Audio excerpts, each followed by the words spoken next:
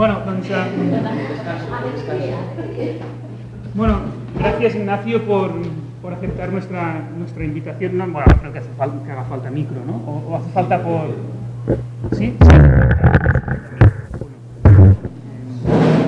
Gracias Ignacio por aceptar nuestra invitación. Ignacio Urquizu es profesor de la Universidad Complutense, profesor de Sociología, experto en opinión pública, en elecciones. De hecho, podemos gozar de sus escritos regularmente en El País, en la sección de opinión y en claves de la razón práctica, donde cada elección, ¿no? Sean europeas, autonómicas, catalanas, y quisiera algún artículo de las catalanas anteriores, hace una revisión de las elecciones, que son muy interesantes. Actualmente, aparte de estas dos áreas que son las que son nuestro campo de experiencia, también está muy preocupado sobre la socialdemocracia. Ha escrito también en El País, ahora ha habido una colección en una editorial, Cataratas, sobre la cuestión, y precisamente es lo que nos va a hablar hoy, sobre el futuro de la socialdemocracia. El futuro de la socialdemocracia en un entorno de crisis, o crisis de la socialdemocracia, si es que hay crisis en la socialdemocracia. Bueno, gracias, Ignacio. Vale, bueno, dos cosas antes de empezar. En primer lugar, bueno, pues gracias por la invitación. Nunca había estado en Girona, había estado en la Costa Brava, pero nunca en la ciudad, así que es un placer poder venir aquí y conocer el lugar y la universidad, que además, vamos, por lo poco que he visto que tenéis físicamente una muy buena universidad, y el profesorado, pues algunos son conocidos, como Agustí, o sea que vamos siguiendo sus trabajos y la verdad que es un placer estar aquí. Y en segundo lugar, entiendo perfectamente el catalán, es decir, mi familia por ascendencia es valenciana, pero lo entiendo completamente, o sea que luego en las preguntas, os me queréis parar en algún momento, intervenciones, no tengo ningún problema en responderos tranquilamente, y cada uno que use la lengua que se sienta más a gusto. Bueno, de lo que os voy a hablar es del futuro de la socialdemocracia, y básicamente lo que vais a ver es, o el esquema de la presentación va a ser tres partes. En primer lugar, antes de hablar del futuro hay que hablar un poquito de cómo es la izquierda en el siglo XX, con algunos datos. En segundo lugar, veremos algo de opinión pública, hasta qué punto el futuro de la izquierda está unida a los votantes, es decir, si los partidos políticos tienen futuros y tienen votantes, ¿no? Y tienen personas que piensan como ellos o tienen preferencias parecidas. Si no hay, digamos, votantes, pues es difícil que un partido político tenga futuro. Y en tercer lugar veremos los retos de la izquierda de forma muy sintetizada en tres ámbitos distintos, que es la política, la economía y la sociedad, ¿no? Reflexionando un poco sobre cómo está la realidad y cuáles son los retos que tiene para un partido o para partidos que son del ámbito progresista, ¿no? La izquierda en el siglo XX, básicamente, de todo lo que he leído, yo creo que las tres etapas más interesantes que resumen la historia de la socialdemocracia la describe Adam Chebosky en un libro que se llama Social Democracy in Neoliberal Times, y tiene un capítulo final donde hace un repaso a la socialdemocracia. Y viene a decir que en el fondo la socialdemocracia o la izquierda ha pasado por tres etapas distintas.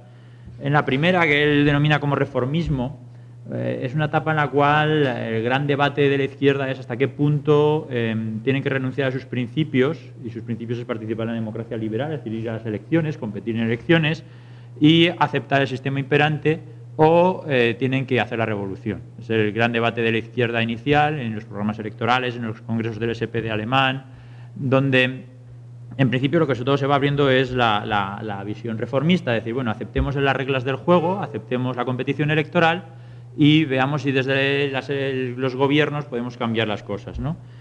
Vamos a ver que esto tuvo un problema, y el problema, que os voy a contar dentro de un momento, hizo que del reformismo se pasó al remedialismo. Es decir, una vez acceden al poder, los laboristas, creo que son, bueno, los suecos son los primeros que acceden en los años 10, 1912, 1914, luego los laboristas, se dan cuenta que se tienen que enfrentar a crisis económicas, tienen que hacer ajustes presupuestarios, y de repente esto de gobernar no era tan fácil como pensaban, ¿no? Y que una vez han aceptado las reglas del juego, cuando llegan las políticas económicas para la izquierda, sus propuestas iniciales, que podían ser más o menos radicales, de una vez en el gobierno no es tan sencillo, y no obstante consiguen una especie de equilibrio, como os contaré también en algunos datos, de redistribución y pleno empleo, como dos objetivos muy importantes hasta los años 80. Es decir, la izquierda, a pesar de las renuncias que tiene que ir haciendo poco a poco conforme está en el poder, llega a un punto en los años 60 que ya cae en la resignación. Y la resignación es que directamente las políticas económicas y su gestión de gobierno empieza a parecerse cada más a las políticas conservadoras. ¿Y por qué esa resignación? Pues como os voy a contar, tiene que ver con la crisis de los 80 y la crisis del petróleo. Es decir, la crisis del petróleo pone sobre la mesa algo que no había existido antes, que es el desempleo, y pone sobre la mesa políticas económicas que antes tampoco habían tenido mucha fuerza, que son las políticas de oferta y las políticas monetarias. Es decir, frente a una política económica después de la Segunda Guerra Mundial que se fundamenta especialmente en la demanda, que es la keynesista de usar el gasto público y la política económica de gasto y expansión fiscal para hacer crecer las economías, a partir de la crisis del petróleo, pues gracias al paro, se da la vuelta a esas teorías económicas y es la política monetarista, es decir, la política monetaria y las políticas de oferta.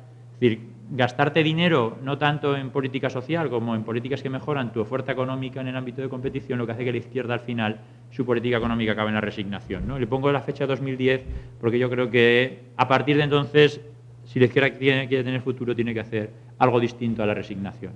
Pero vamos a ver qué explica esta evolución. Pues básicamente gran parte de esta evolución está unida a la competición electoral. Y en el momento que la izquierda admite las elecciones como sistema para acceder al poder, la izquierda descubre dos cosas. En primer lugar, que su base, su constituency, no es mayoría. O sea, es que la sociedad no está llena de trabajadores. Hay un porcentaje de trabajadores, pero no son mayoría. Entonces, como no son mayoría, no tiene el electorado suficiente como para, en segundo lugar, ¿el qué? Pues obtener mayorías electorales. Os voy a enseñar a datos cómo la izquierda tuvo muchísimos problemas para acceder al poder. Pero no solo descubre que los trabajadores no son mayoría, sino que además no todos los trabajadores votan a la izquierda. De tal forma que en el momento que aceptó el sistema las elecciones como un mecanismo válido, lo que tiene que hacer es empezar a tejer alianzas con otras clases sociales y eso es seguramente lo que explica gran parte de su resignación, de su, digamos, evolución ideológica, ¿no? Tiene que buscar aliados electorales que principalmente encontrará en las clases medias y eso seguramente explica, como os digo, gran parte de esa moderación, ¿no? Vamos a ver algunos datos, como os decía. Fijaros, aquí tenéis, esta es de un libro de Bartolini.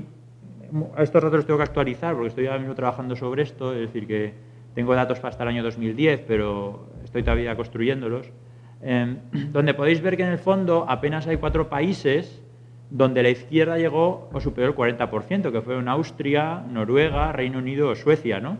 Pero en el resto de sitios podéis ver Alemania, Francia, Finlandia, Bélgica, donde en el fondo, tanto en la primera etapa como en la segunda, la izquierda no representa, el Partido Socialista representa más allá del 30% en el mejor de los casos, y toda la izquierda también se sitúa en esos porcentajes, ¿no? Así que, digamos que en estas primeras experiencias electorales se dan cuenta de que van a tener muchos problemas para llegar al gobierno. Y como os decía, es que además los trabajadores no son mayoría. Aquí tenéis datos sacados del libro de Chbosky de Paper Stones, donde básicamente intenta medir el porcentaje de clase trabajadora que pueden considerarse trabajadores dentro de la sociedad por diferentes países y podéis ver que en el mejor de los casos en Francia llegó a haber un 35% o en Suecia, pero digamos, el porcentaje de trabajadores en la sociedad está entre el 25 y 30%. ¿Sí?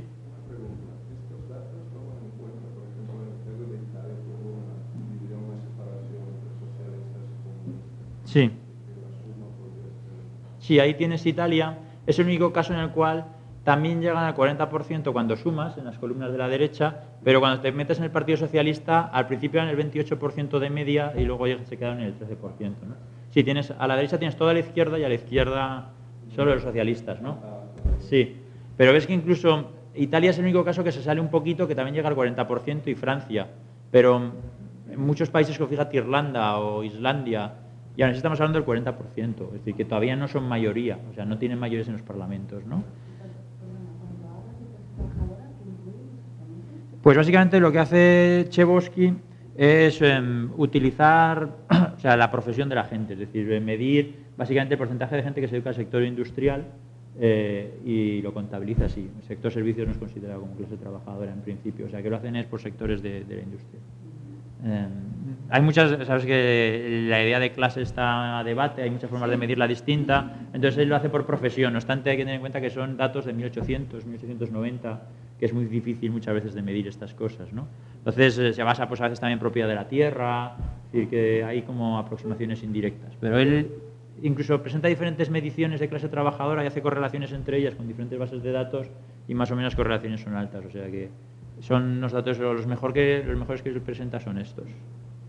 Digamos que esta es la evolución ideológica, pero hay que mirar algún dato más, ¿no? Entonces, para mirar algún dato más, lo que he hecho es usar la base de datos de Party Manifesto y coger los 24 países de la OCDE y ver un poco cómo ha evolucionado los partidos socialistas en estos 24 principales democracias, ¿no? O sea, conocí la base de datos Party Manifesto. Lo que hace Party Manifesto es analizar diferentes ítems de un programa electoral para todos los partidos, aunque yo solo he visto los de socialistas, y mide, por ejemplo, cuántas veces se menciona redistribución, cuántas veces se menciona igualdad, cuántas veces se menciona libre mercado, o sea, que coge diferentes palabras y cuantifica las menciones que hay dentro de los programas electorales. Y luego construye un eje izquierda-derecha, donde 100 es extrema derecha y menos 100 es extrema izquierda, ¿no?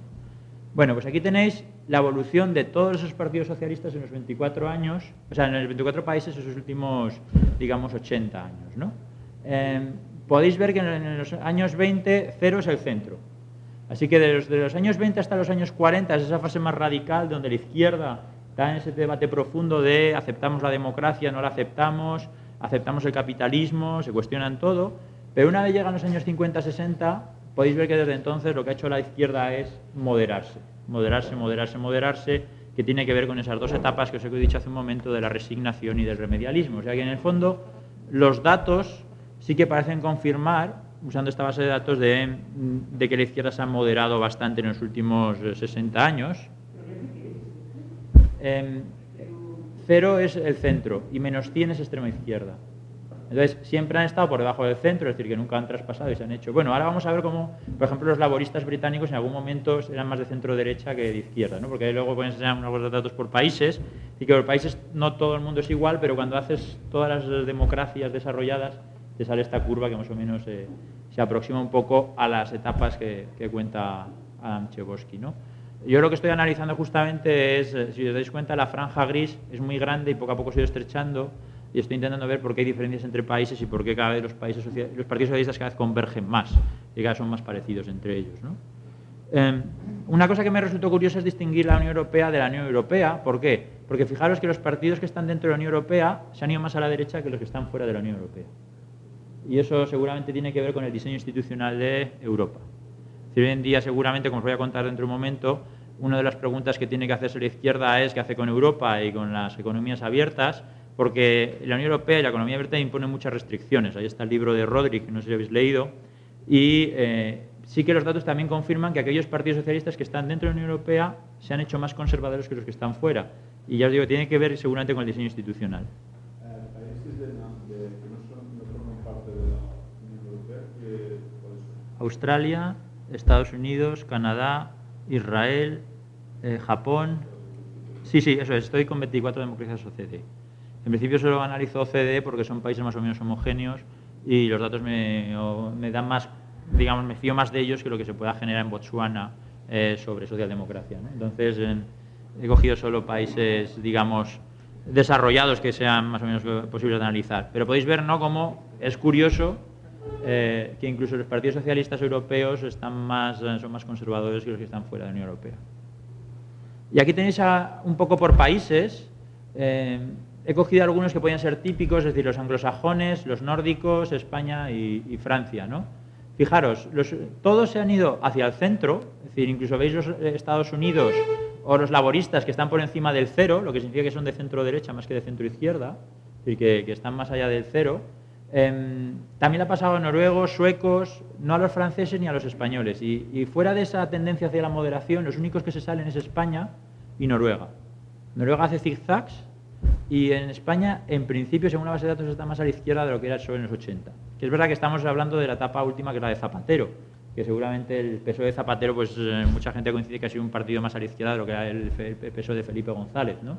Y en principio los datos parece que van en esa dirección, es decir, que podéis ver que en las últimas elecciones que tienen, que es el año 2008, está todavía más a la izquierda de lo que era el PSOE antes, ¿no? Pero fuera de España y Noruega, en el resto de países, incluso los suecos y los nórdicos y los anglosajones, sí que esa tendencia hacia la moderación.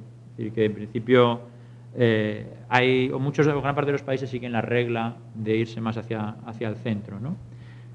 Una pregunta que nos podemos hacer, porque esto es eje izquierda-derecha, luego la base de datos nos permite medir diferentes ítems. Entonces, ¿qué ha pasado con la regulación de los mercados? Es decir, ¿cuáles han sido las propuestas de la izquierda en cuestiones de regulación de mercados en los últimos 60 años y qué evolución? Os recuerdo que como se mide es cuántas veces se menciona una palabra. Entonces aquí son palabras de, pues no es nacionalización porque no lo incluye, pero sí que establecer normas, controlar las fronteras, es decir, todo lo que sean impedimentos a que el mercado funcione de forma libre. Pues podéis ver que en cuestión económica la izquierda se ha ido cada vez más al centro y que en el fondo es una izquierda que cada vez ha permitido más la libertad de mercado y ha sido cada vez más opuesta a la regulación de los mercados ideológicamente, ¿no? Y eso parece de nuevo ir coincidiendo con las primeras etapas que os contaba de Adam Chebosky, y que si vamos por países, en el fondo prácticamente menos España, en el resto de casos, y Francia que ha hecho un poco de zigzag, en el resto de casos es una tendencia todo el rato hacia el libre mercado, sobre todo fijaros Estados Unidos y Reino Unido es donde se ve la mayor liberalización, pero también países como Noruega, los nórdicos también han seguido esta visión de cada vez más libres mercados y menos regulación de los sistemas financieros y menos regulación de lo que serían las trabas a los funcionamientos de los mercados, ¿no? ¿Qué sucede, por ejemplo, con las propuestas sobre el estado del bienestar, que también nos lo permite medir? Bueno, pues aquí ha pasado todo lo contrario. Cada vez la izquierda hace más mención y más mención al estado del bienestar. Y que en el fondo la evolución de la izquierda, con las dos cosas para mi punto de vista fundamentales, que es cómo crece la economía y qué se hace con el crecimiento económico, es decir, cómo se redistribuye, cada vez ha sido una izquierda más a favor de la libertad de mercado, pero al mismo tiempo una izquierda más a favor de las políticas sociales. Es básicamente, resumiendo en dos ideas fuerza muy sencillas, la evolución de la izquierda en el siglo XX, ¿no? Es decir, que la estrategia de crecimiento es vamos a dar libertad a los mercados, la estrategia de redistribución es vamos a crear estados del bienestar fuertes. Es un poco de forma más sencilla lo que se puede decir. Esto es la izquierda del siglo XX, ¿vale? Pregunta siguiente para hablar del futuro, pero realmente hay demanda de ideas progresistas, es decir, ¿estamos hablando de alguien obsoleto, de partidos que seguramente algún día desaparecerán, o realmente hay gente que va a comprar todavía ideas de izquierdas, ¿no? Bueno, pues aquí tenéis los datos del Eurobarómetro, desde el año 79 hasta el último que he podido, que es el año 2007, o sea, las matrices de datos, donde podéis ver la evolución o el porcentaje de personas que se sitúan en la izquierda y en la derecha, tanto en Europa, en total de la población, y luego me apetecía ver un poco los jóvenes, ¿no? Entonces, ¿cómo se mide esto? Es en una escala igual que la del CIS, de 1 a 10, 1 extrema izquierda, 10 extrema derecha, izquierda incluido del 1 al 4 y derecha de 6 al 10. Así que el 5 no está incluido aquí porque en principio considero que son votantes de centro, en el resto de casos sí. Lo que podéis ver lo que ha sucedido en Europa es que cada vez los conservadores son menos y la izquierda está más o menos estable.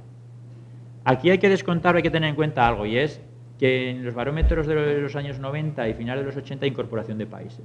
Sobre todo en los años 90 se incorporan a la base de datos Austria, algunos países nórdicos, y eso puede explicar por qué el porcentaje de conservadores desciende, es decir, que hay un efecto estadístico de que la Unión Europea se hace más grande y al final se incorporan los países del este, que podéis ver que tampoco ha supuesto un trauma en términos ideológicos, ¿no?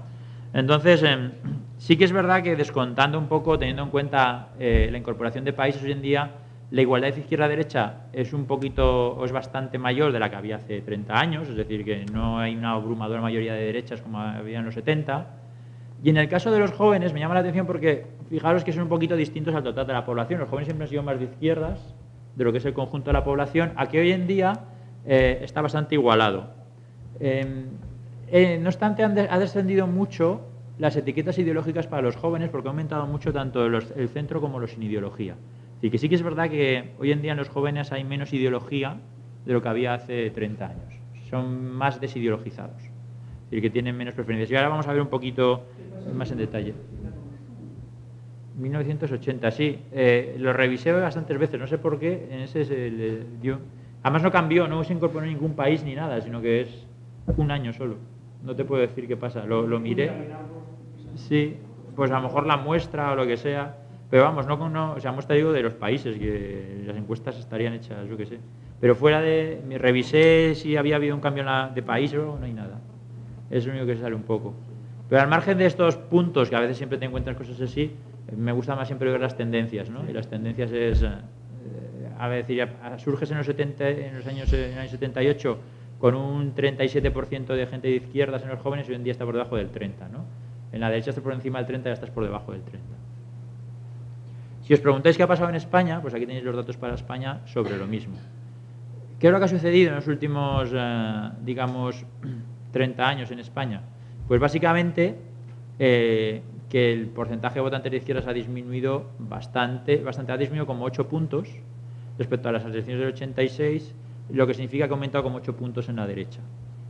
No se puede decir que en España hayan caído el peso de las ideologías, sino que en términos de gente izquierda-derecha son porcentajes muy similares a los años 80. Lo que sí que se ha cambiado es un poquito la distribución. La gente de izquierdas es ligeramente menos de izquierdas, o la población española menos de izquierdas de lo que era hace 30 años, ¿no? Sí que tiene ciertos vaivenes, porque esto correlaciona mucho con el partido en el gobierno, pero es verdad que también siempre en España ha habido más gente de izquierdas que de derechas. Eso sí que es verdad, que ideológicamente España es un país de centro-izquierda, y eso siempre da cierta ventaja a la izquierda, pero también explica por qué hay más partidos de izquierdas, por qué hay más clientes de izquierdas, es decir, que tiene que ver con eso, ¿no? Respecto a los jóvenes, que también me interesaba bastante, podéis ver que sí que ahí el cambio es más dramático. En los años 80 la mitad de los jóvenes eran de izquierdas. Hoy en día eso ha caído en torno al 34% en la última encuesta. Todo esto son encuestas postelectorales, ¿vale? Encuestas postelectorales del CIS. Mientras que ha aumentado también otros 8 puntos los jóvenes conservadores, ¿no?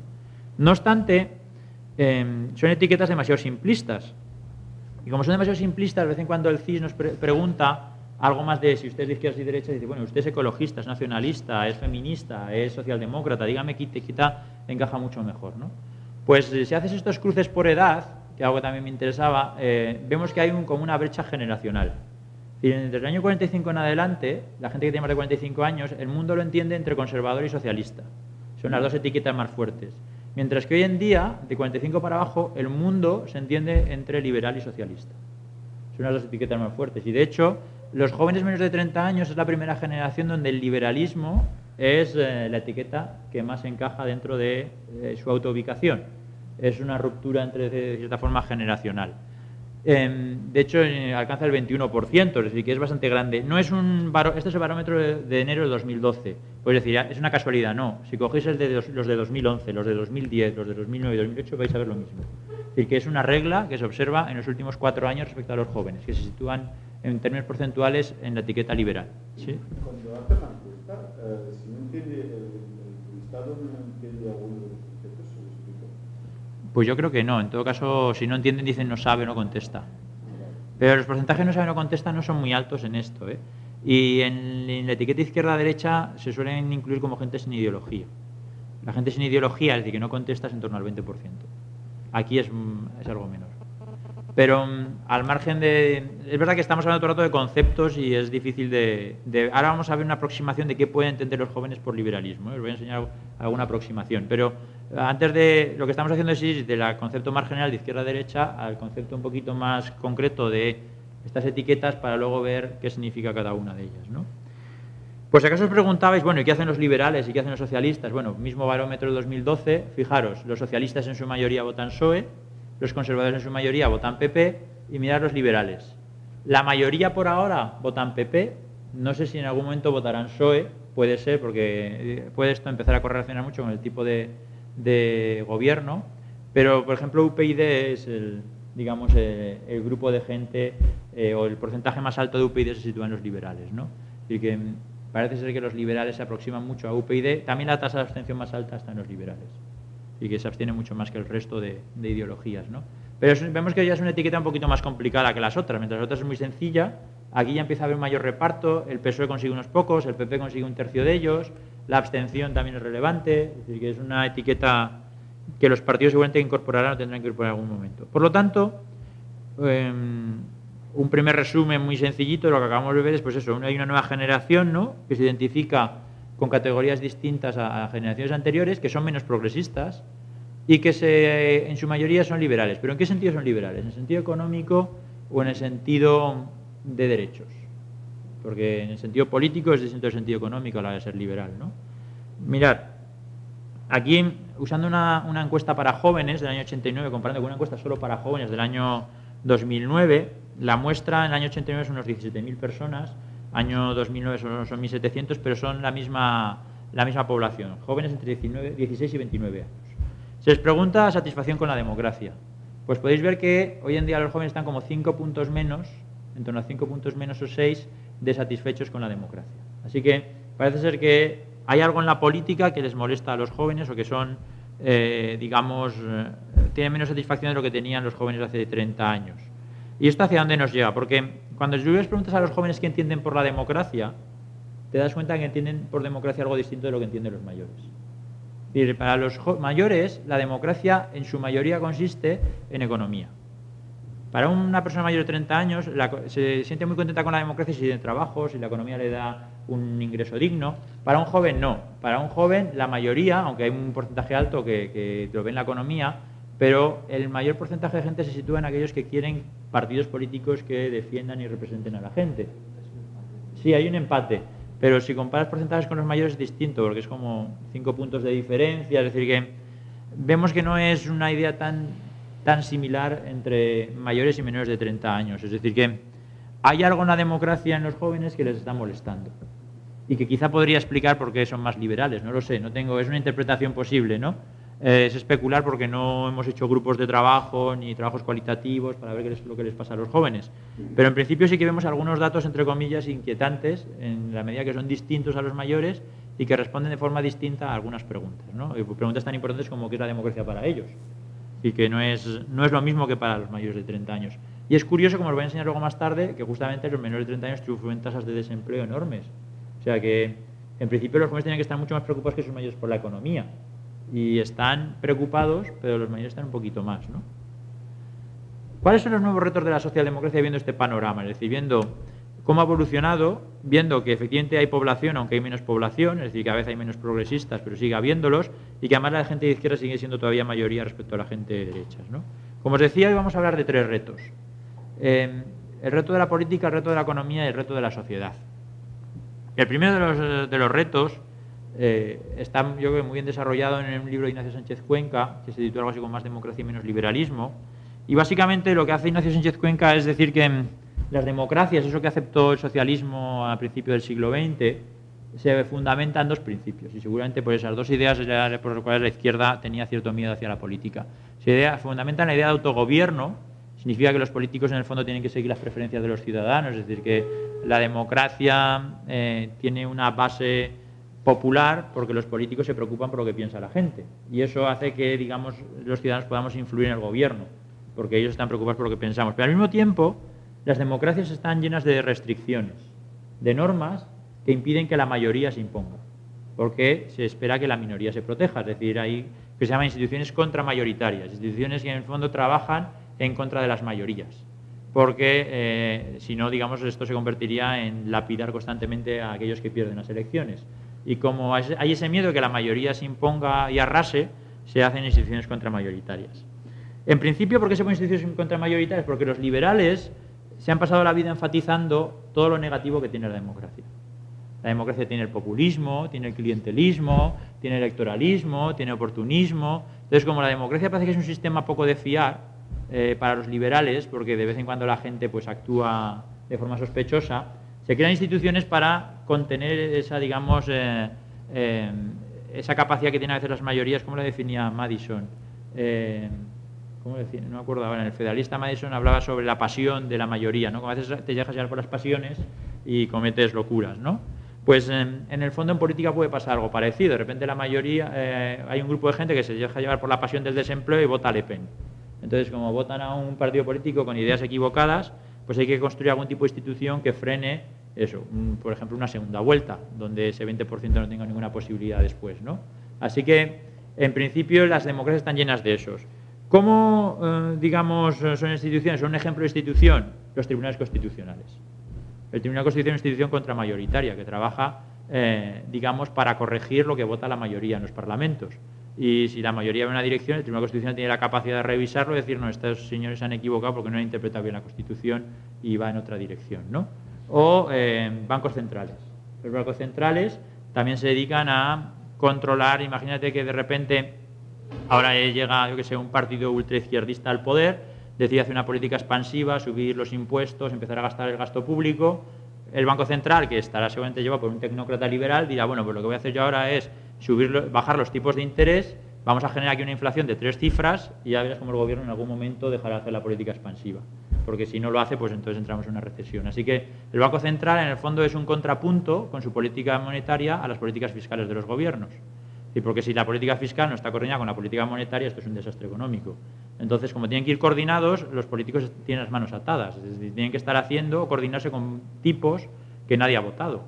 Si el drama del Banco Central Europeo es que es un señor que decide de forma indirecta nuestra política fiscal sin que nadie haya dicho que ese señor tiene que ser el que dirige el Banco Central. Pero es difícil hacer una política fiscal en contra del Banco Central, porque si la haces llegas a un problema, ¿no? Es una institución típica contramayoritaria, hecha para frenar, digamos, a las instituciones mayoritarias, ¿no? La tesis de Ignacio Sánchez Cuenca que yo comparto es que en el fondo, si uno analiza la evolución de las democracias, las instituciones contramayoritarias han nacido como setas y cada vez hay más y más y más, porque cada vez los liberales en cierta forma pues cada vez tienen más miedo a que lo que vota la gente. Entonces se han creado muchísimas instituciones que sirven todo el rato de pesos, de frenos y contrapesos a lo que votan los parlamentos. De tal forma que en el fondo las democracias cada vez tienen menos autogobierno, es decir, cada vez la gente se autogobierna menos y cada vez hay más freno a las mayorías, ¿no? Los bancos centrales independientes es algo de hace 20 años, antes no eran así.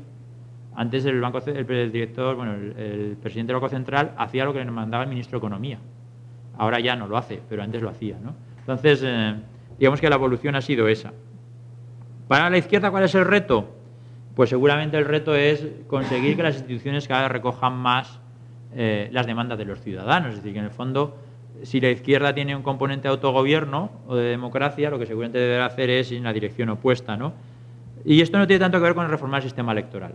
O sea, aunque mucha parte del debate público y publicado tiene que ver con fórmulas electorales y con circunscripciones y con no sé cuántas cosas más, en el fondo cuando uno piensa cómo funcionan los sistemas electorales se da cuenta de que todos tienen costes y beneficios y que un sistema de listas abiertas en circunscripciones muy grandes pues tiene problemas de información porque no conoces al que va el número 35 y entonces si haces las listas abiertas en circunscripciones muy pequeñas lo que acaba sucediendo es un sistema mayoritario, entonces los partidos minoritarios se quejarán porque no tienen representación. Así que en el fondo creo que estamos poniendo el foco en algo totalmente incorrecto y que seguramente lo que hay que revisar es cómo funcionan tanto los partidos como las instituciones, y el Tribunal Constitucional es un ejemplo. Es decir, el caso más extremo es Suecia. En Suecia no hay Tribunal Constitucional, porque en Suecia se preguntan por qué unos tipos que no ha votado nadie deciden sobre lo que ha votado la gente. Es la pregunta tan sencilla como esa, ¿no? Es decir, que ¿significa que no tiene que haber Tribunal Constitucional en España? Pues no tengo ni idea, pero sería un debate interesante. El Tribunal Constitucional, cuando se genera en España, una de las razones por las que se genera es porque, digamos, los demócratas no se fían del Poder Judicial, que saben que está lleno de franquistas. Entonces, una forma de controlarles es crear un tribunal político, que es lo que es el Tribunal Constitucional, por encima de ellos, para controlar en cierta forma el Poder Judicial, ¿no? ¿Eso es necesario ahora? Pues no tengo ni idea. Si no lo deshacemos, entonces, por ejemplo, ¿qué se puede hacer? Pues imaginaros que el Tribunal Constitucional adopta una decisión y se establece una regla por la cual si el Parlamento consigue 4/5 partes de mayoría, la decisión del Tribunal Constitucional queda revocada. Pues cosas de ese tipo, ¿no? Es decir, conseguir que las instituciones de autogobierno se acaban imponiendo a las instituciones contramayoritarias de alguna forma, con mayorías reforzadas, con mayorías cualificadas, pero en la medida que seguimos vaciando de poder a las instituciones representativas y se las damos a las contramayoritarias, seguimos en este bucle, ¿no?, de que cada vez son más tecnócratas los que toman decisiones y donde cada vez los ciudadanos autogobiernan mucho menos, ¿no? Así que, y un segundo elemento que también habría que revisar es todos los procesos de cesión de soberanía. La cesión de soberanía es otra institución contramayoritaria. Cuando decide la Comisión Europea por todos los demás o el Consejo, el ECOFIN, pues seguramente también tenemos una forma de ir en contra de lo que deciden las mayorías en sus países, ¿no? Es decir, seguramente el drama de la izquierda hoy en día es que no puede hacer nada, porque todo se decide en Europa y la mayoría en Europa va en una dirección. Así que, incluso aunque todo el mundo tiene sus esperanzas puestas en Hollande, mi sensación es que no va a poder hacer mucho, porque va a estar solo, básicamente. Es decir, que Hollande puede revertir esta situación él solo, pues yo dudo bastante. Seguramente lo que le va a pasar, como le pasa siempre a los socialistas franceses, es que caen en el desencanto, llegan al poder y después se darán cuenta de que no podían cambiar el mundo como esperaban. Porque todas las decisiones se toman en órganos que no son representativos, es decir, que no tienen que ver con la democracia, sino con otras cosas, ¿no? Entonces Hollande va a tener bastante poco margen de maniobra. ¿Cómo se revierte eso? Pues revisando todo el proceso de cesión de soberanía que se ha hecho y viendo hasta qué punto tenemos que seguir siendo gobernados por instituciones que no se votan, ¿no?, a nivel europeo. El reto económico. Seguramente para mí, desde mi punto de vista, la pregunta más importante que resuelve la izquierda es cómo se genera crecimiento. O sea, es la gran pregunta que hay en economía y que debe responder la izquierda, ¿no? Y esto viene al hilo de un debate que vamos, se alimenta, yo reconozco que soy parte culpable porque también lo he alimentado bastante, sobre si la izquierda necesita un relato. Entonces, hemos estado debatiendo mucho tiempo esta cosa que suena muy narrativa, de que la izquierda no tiene relato porque no sabe qué va a hacer. Entonces, hablamos que Zapatero no tenía proyecto y no sé cuántas cosas más, ¿no?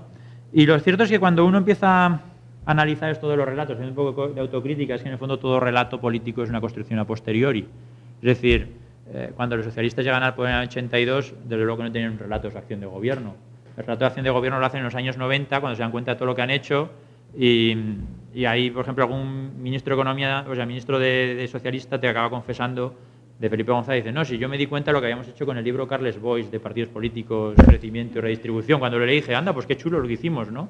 Como diciendo, esto tenía sentido y lógica. Es decir, que uno cuando está en el gobierno va tomando decisiones y luego hay unos tipos que escriben libros en las universidades y que dan coherencia a todo lo que ha hecho el gobierno. Eso es el relato, pero el relato se construye después de la acción de gobierno, no antes. Entonces, se necesita un relato, pero seguramente el relato se va a empezar a hacer ahora, ¿no?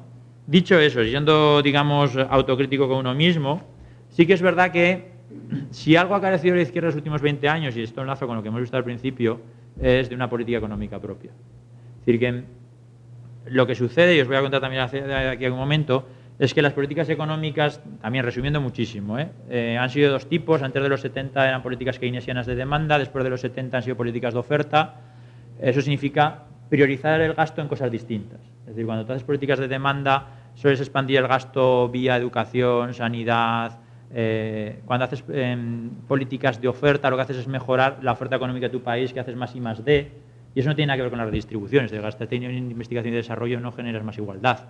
Generas más investigación y desarrollo, pero no igualdad. Cuando tú haces más infraestructuras, que también es mejorar tu oferta económica, pues sí, pones a mucha gente a poner zanjas y haces que la logística sea mucho más fácil, pero no generas igualdad.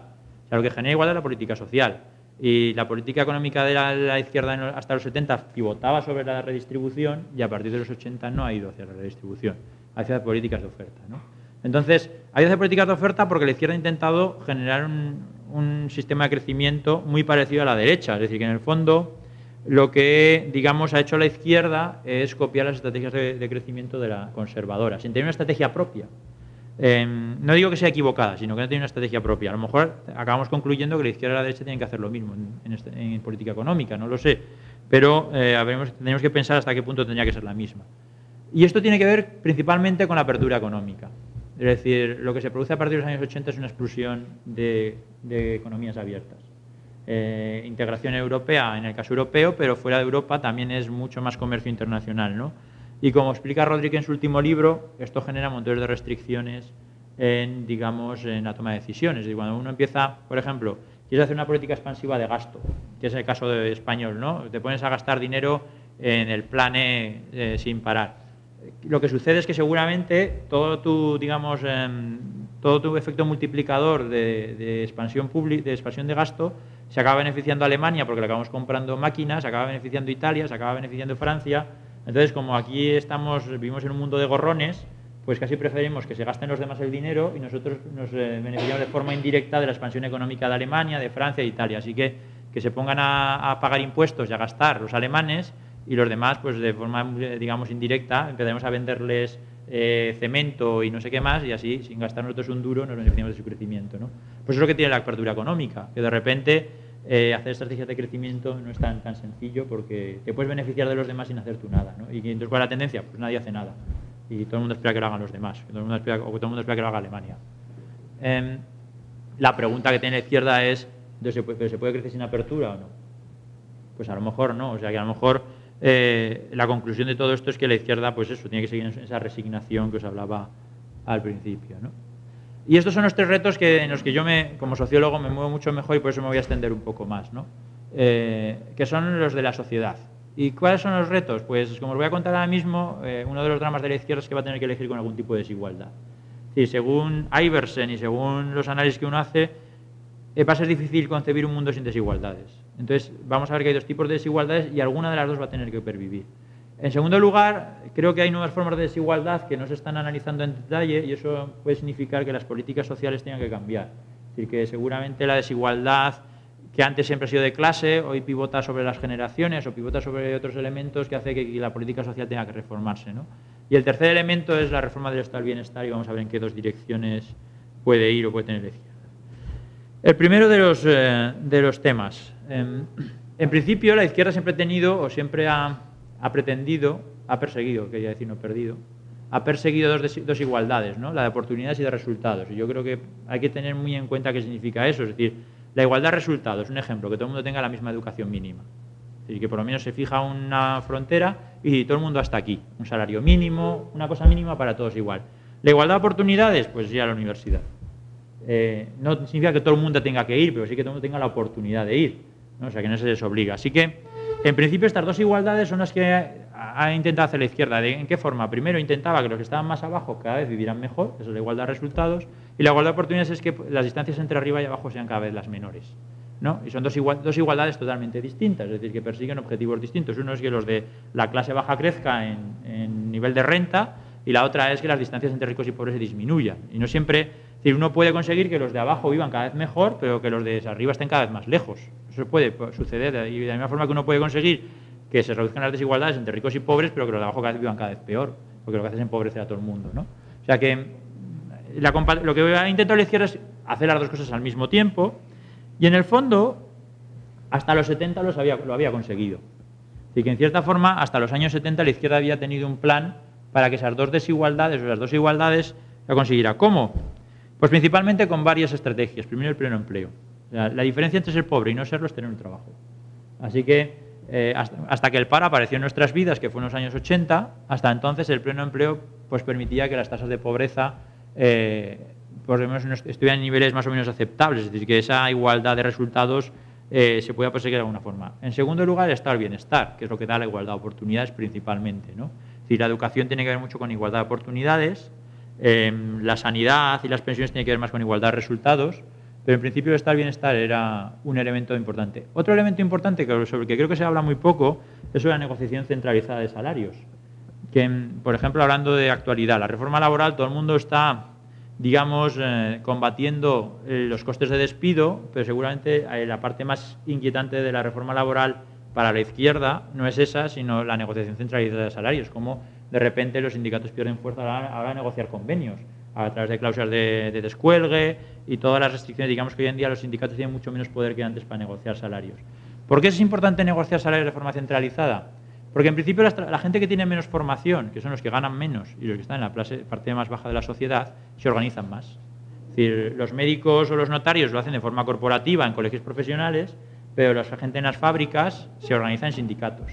Y cuando se va a negociar los salarios, lo hacen los sindicatos, no hace el colegio profesional de médicos. Entonces, esa negociación centralizada de salarios permitía que la gente con menos formación y con menos renta tuviera, digamos, mejores condiciones de vida, porque son los que más se organizan. De hecho, la gente con más formación pues se sindicaliza menos porque ellos se dan cuenta que yendo por libre les va mejor que yendo organizados, tienen más oportunidades. Así que, en principio, este modelo de negociación salarial permitía que los que vivían en la parte más baja de la sociedad tuvieran condiciones de vida más aceptables. En la medida que los sindicatos se debilitan, lo que sucede es que la parte más baja de la sociedad también se va a debilitar, pero porque son los que más están, digamos, organizados, ¿no?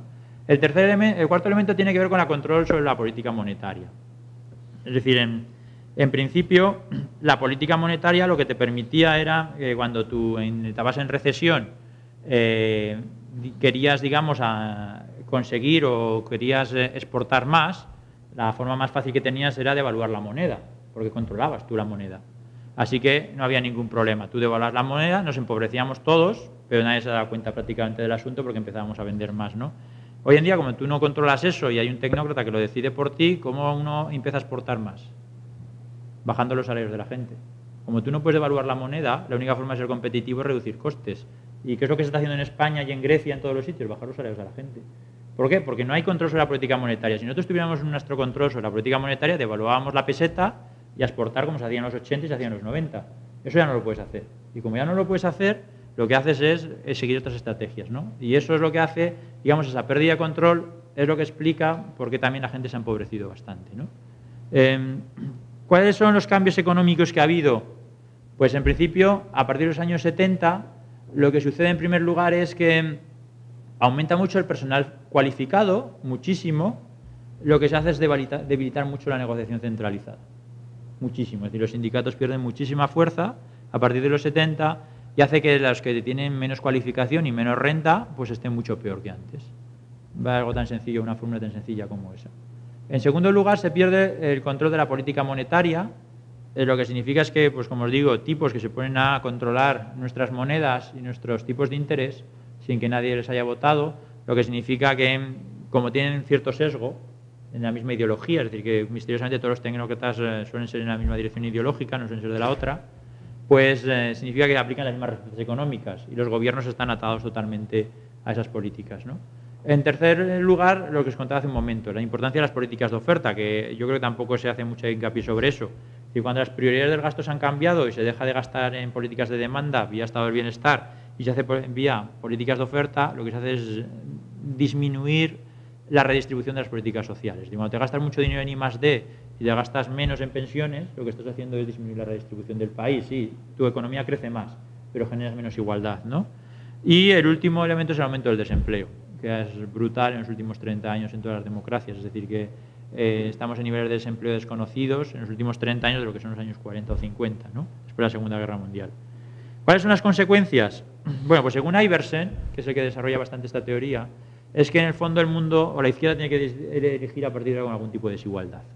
Es decir, dadas las condiciones macroeconómicas y diseño institucional que vivimos, va a ser imposible tener al mismo tiempo igualdad de resultados e igualdad de oportunidades.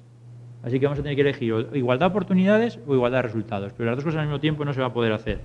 Habrá que elegir entre redistribución o pleno empleo. Pero no vamos a tener, según Iversen, que es pesimista, al mismo tiempo ni pleno empleo ni redistribución. O sea que una de las dos cosas.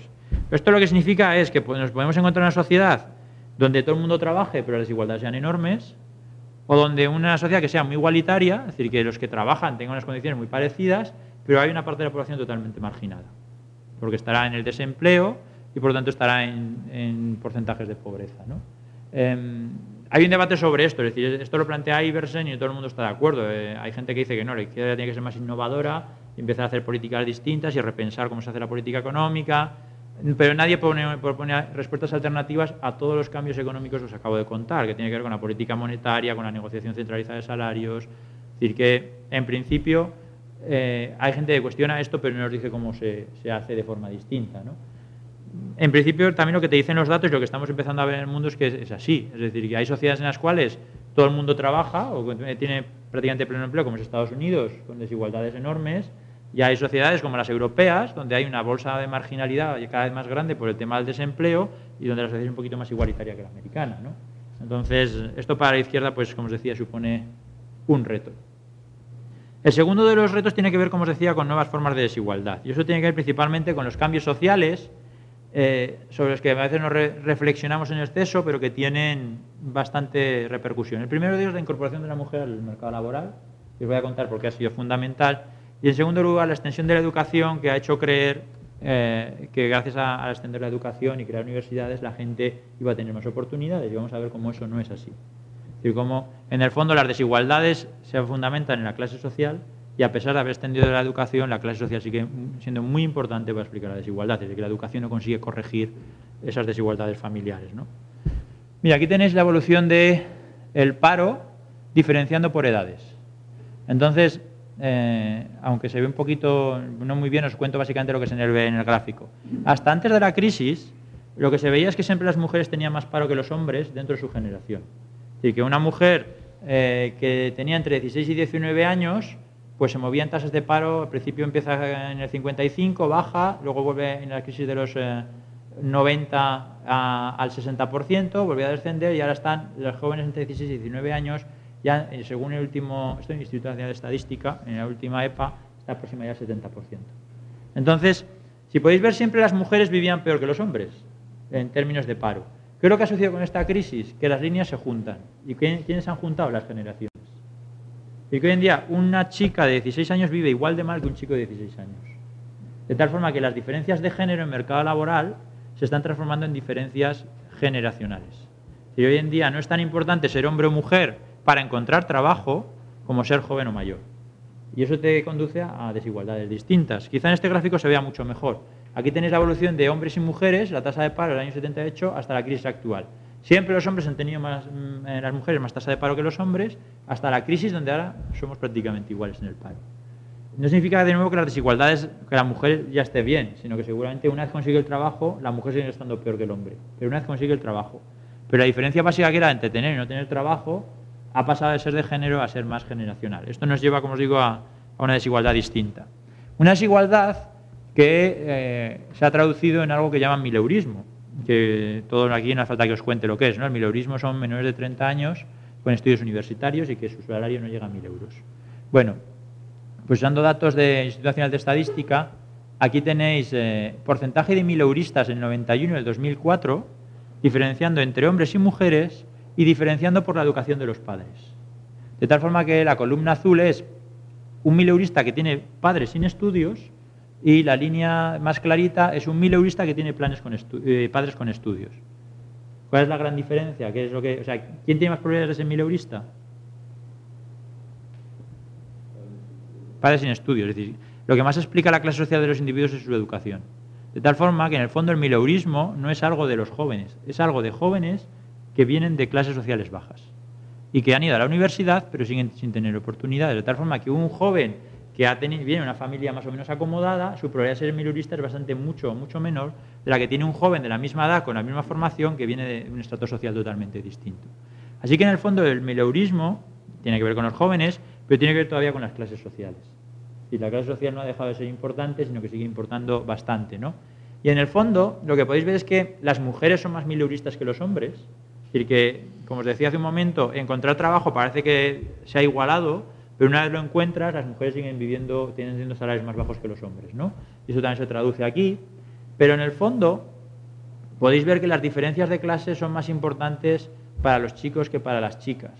Es decir, que en el fondo una chica se parece más a su hermano que a una chica de su misma condición social, desde chica mileurista. Es decir, que en el fondo una chica que, digamos, viene de una familia bien, es más mileurista que un chico que viene de una familia bien, pero las diferencias de clase importan más que las diferencias de género. Es decir, que es mucho más importante venir de una familia bien que el género, ¿no? Así que un fenómeno que se ha presentado en la sociedad en el debate de forma muy sencilla, en el fondo nos sigue traduciendo desigualdades del pasado, pero también nos lleva hacia desigualdades nuevas en el sentido de que los jóvenes, digamos, tienen condiciones de empleo bastante peores que en el pasado. Así que el desempleo en el fondo es una cuestión más generacional que de género y que una vez se encuentra empleo es verdad que el género sigue importando, ¿no? Y que sigue siendo irrelevante, pero que hay que saber distinguir bastante. Y también me gustaría enfatizar como el origen social, en el fondo, que muchas veces ha desaparecido del debate público y parece que las clases sociales ya no existen y que ya con la extensión de educación habíamos conseguido todo, pues sigue importando o explicando bastante de las condiciones laborales, sobre todo de los jóvenes, ¿no? Reforma del estado del bienestar, el tercer punto, el tercer reto social. La viabilidad en su futuro y el aumento de su capacidad redistributiva. Y que son, yo creo que los dos puntos sobre los que tiene que pivotar gran parte del debate. ¿Qué significa la viabilidad en el futuro? Pues vamos de nuevo a los datos. Aquí tenéis la esperanza de vida desde el año 1900 hasta la actualidad, prácticamente en España.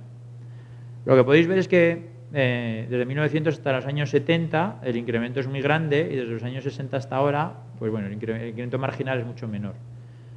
¿Qué es lo que me gustaría a mí enfatizar? Que en el fondo el sistema de pensiones español, cuando se diseñó, era para gente que vivía de media 66 años. Y ahora ese mismo sistema de pensiones tiene que atender a gente que vive de media 80 años, lo que significa es que antes, cuando se hizo el sistema de pensiones, estaba hecho para gente que iba a vivir 2 años más, y ahora ese mismo sistema de pensiones tiene que cubrir a gente que va a vivir 20 años más, ¿no? Y eso es un problema. ¿Por qué? Bueno, esto he visto de otra forma. Esto es la pirámide poblacional y los cálculos en el año 2008 y los cálculos que se hacen, por ejemplo, para el 2018, ¿no?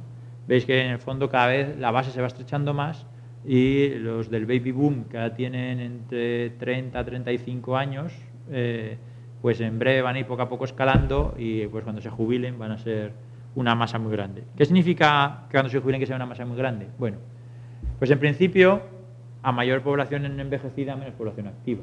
Es una fórmula tan sencilla como eso. Y que si uno va a los datos, empiezan a haber predicciones del tipo que si hoy en día hay en la Unión Europea 85 millones de personas mayores de 65 años, se espera que en el año 2060 haya 151 millones de personas, prácticamente el doble de personas jubiladas, ¿no? ¿Qué significa que haya el doble? Pues esto se calcula por ratio de dependencia. Es decir, el ratio de dependencia es cuántas personas hay jubiladas por cada 100 personas trabajando. Ahora mismo el ratio de dependencia es en torno a 25, es decir, por cada 4 personas trabajando hay una jubilada. Se espera que en el año 2060 ese ratio sea del 50, es decir, por cada 2 personas trabajando habrá una jubilada. Sabéis que nuestro sistema de pensiones es un sistema de restitución intergeneracional. Lo que significa es que los que trabajan ahora pagan las pensiones de los que están jubilados ahora, es decir, que es una transferencia directa entre generaciones, ¿no? Los números empiezan a decir que aquí hay un problema. Es decir, que seguramente una de las reformas tiene que ir o tenía que ir en esa dirección.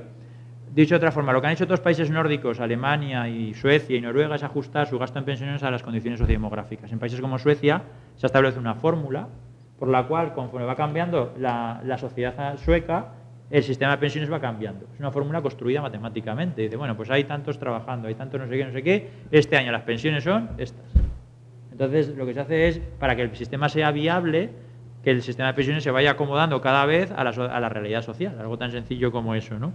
No obstante, sí que es verdad que cuando uno analiza los sistemas de pensiones se da cuenta que dependen de 3 factores. Uno es la tasa de dependencia, que obsesiona mucho, pero hay 2 elementos sobre los cuales muchas veces no se hace hincapié. Uno es la tasa de actividad, es decir, que cuánta gente hay trabajando. En España todavía tenemos recorrido, la incorporación de la mujer en el mercado laboral es el 60%, no llega. Frente a los países nórdicos que es más del 80-90%, ¿no? O sea que todavía hay 20 puntos de ganancia de tasa de actividad de mujeres todavía trabajando que no lo están haciendo y que se pueden explotar sectores que ahora mismo estaban infraexplotados, como la de educación de 0 a 3 años, como la dependencia, como un montón de sectores que son más femeninos que masculinos y que te darán una mayor tasa de actividad. Y otra parte de que nunca ocasionalmente se detiene es el cociente entre la pensión media y la productividad de un país. Influye bastante en el gasto de pensiones de un país. O sea que los países más productivos, puesto que generan más riqueza, pues eso influye en las tasas de actividad e influye en el gasto en pensiones, ¿no? Yo creo que se habla demasiado de la tasa de dependencia y se habla muy poco de lo otro.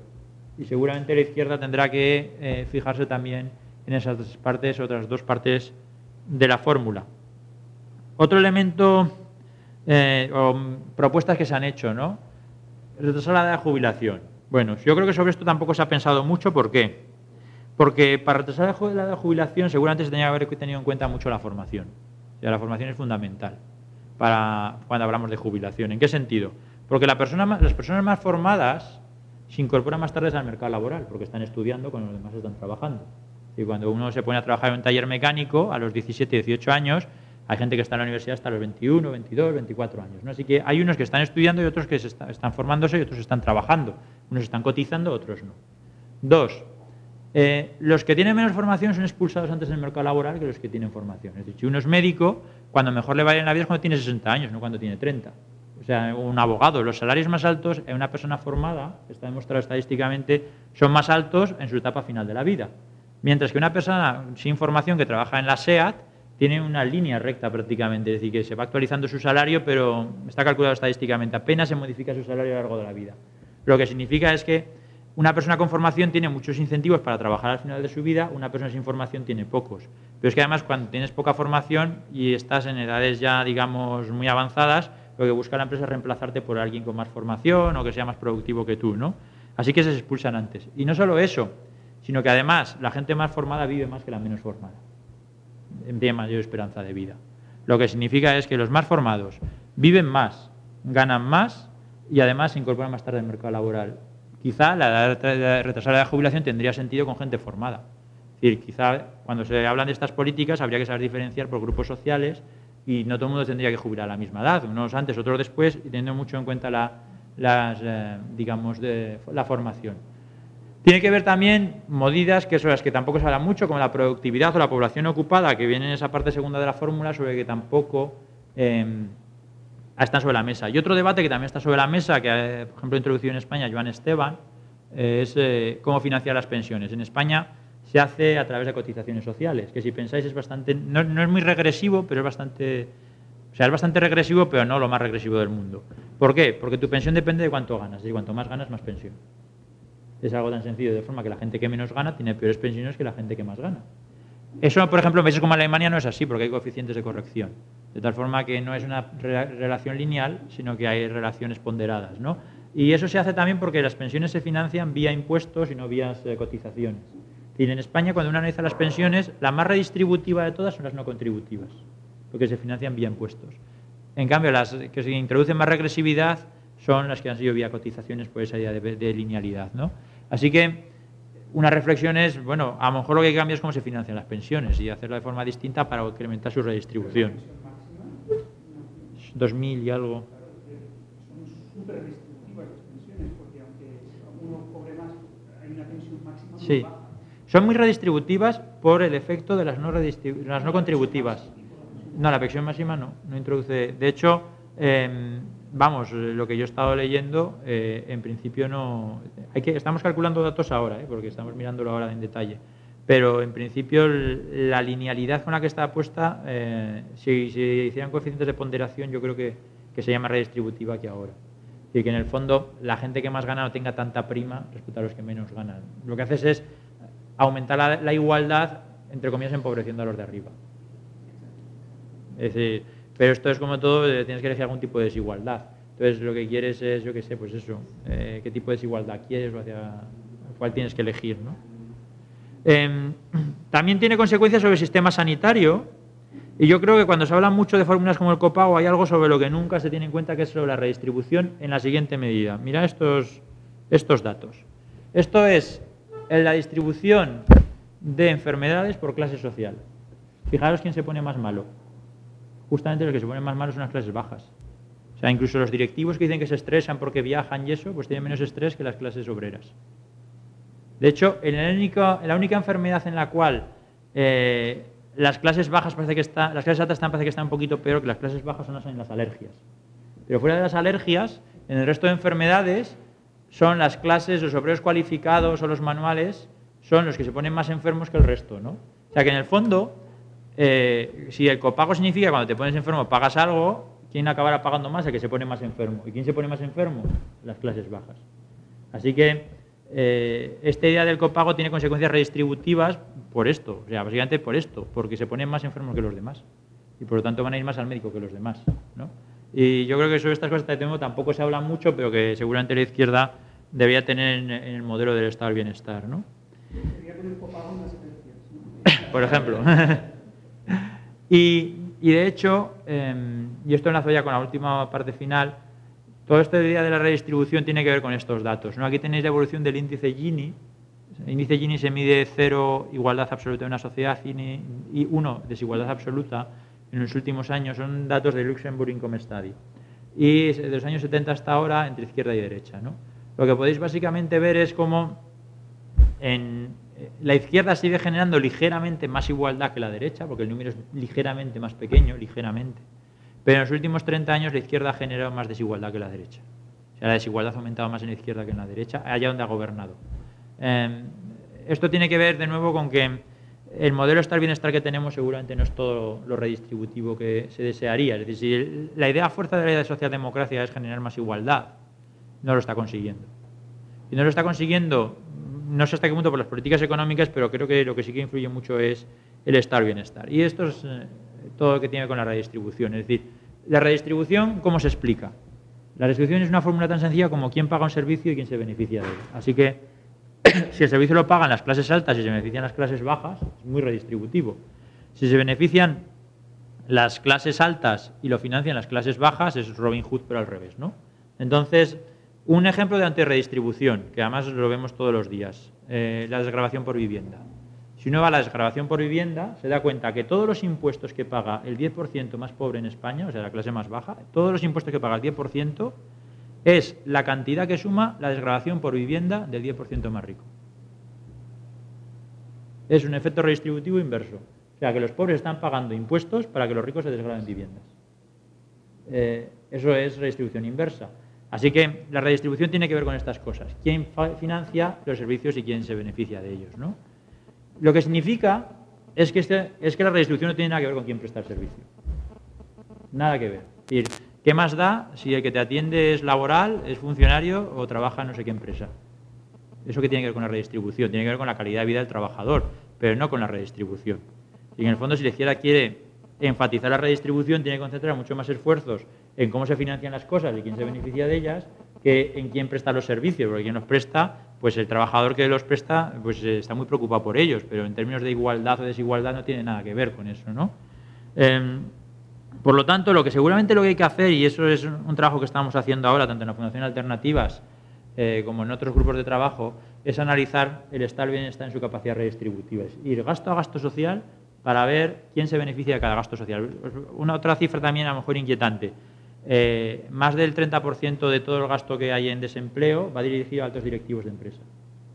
Tú coges todo lo que se suma, lo que se gasta hoy en día en desempleo en España, y quien lo está cobrando son altos directivos de empresas prejubilados, de Telefónica, bla, bla, que tienen una superpensión de Telefónica y que además tienen los 2.200 euros que les ha puesto el Estado de subsidio.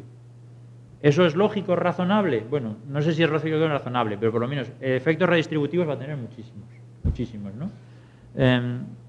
Así que, en el fondo, cuando uno empieza a mirar los primeros datos que hemos visto, es verdad que la mayor redistribución que se produce en España es el gasto en pensiones. Lo que más redistribuye en España es el gasto en pensiones, lo que más. Pero sobre todo por el efecto de las no contributivas. Y lo que menos redistribuye en España es la educación superior. O sea, lo que menos redistribución genera la universidad. Ya. No, estamos hablando de redistribución. Otra cosa es que la universidad sirva para algo. Es decir, que sirva para generar crecimiento y para un montón de cosas. O sea, sí que ver con las políticas de oferta, pero no tiene nada que ver con las políticas sociales, tiene que ver con otras cosas, ¿no? Que en términos redistributivos, pues plantea bastantes problemas, porque básicamente ¿de qué depende la posibilidad de llegar a la universidad? Lo que más predice en sociología de educación, los resultados educativos de un niño son los resultados educativos del padre. De tal forma que los que más acceden a la universidad son los que tienen padres con formación.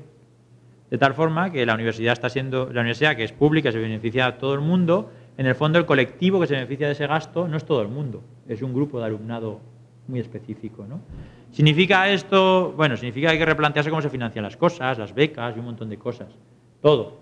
Pero si la izquierda quiere enfatizar la redistribución, tiene que tener en cuenta esto. Que cuanto más se gaste en universidad, no va a generar más redistribución, va a generar otra cosa. O sea, que si la izquierda quiere redistribuir, pues tendrá que fijar sus preferencias en otras cosas. Bueno, esta era un poco la historia que os quería contar.